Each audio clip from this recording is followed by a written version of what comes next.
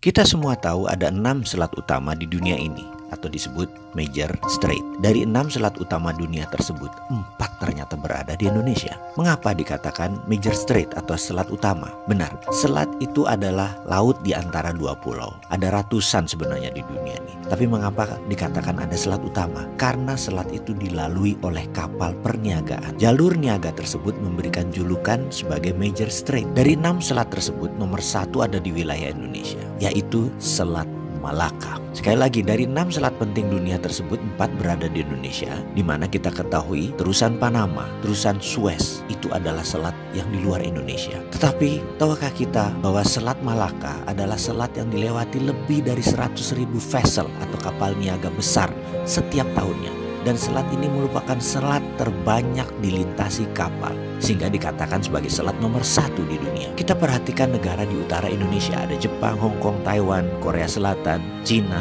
di mana semuanya adalah negara produsen besar di dunia.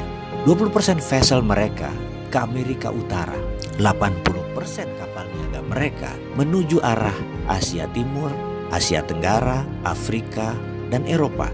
Dan semuanya melalui selat di Indonesia. Bahkan ada 18 juta barel per hari kebutuhan BBM negara utara Indonesia tersebut, di mana 80%-nya disediakan oleh Selat Hormuz, juga melalui Selat Malaka. Australia kalau mengirim barang ke negara utara Indonesia tersebut pasti melewati Selat Lombok dan Selat Makassar. Lalu Indonesia dapat apa sih sebenarnya? Jujur, Indonesia tidak dapat apa-apa dari laut yang dipakai tersebut, dari selat yang dipakai tersebut, tidak dapat apa-apa. Oke, itu masa lalu. Kalau ke depan bagaimana? Bagaimana kalau kita kendalikan selat itu sebagai aset bangsa? Peraturan internasional tidak ada yang mengatur negara archipelago seperti wilayah Indonesia, seperti wilayah negara-negara Pasifik Selatan. Kita peraturan internasional itu selalu mengacu pada aturan kontinental atau daratan.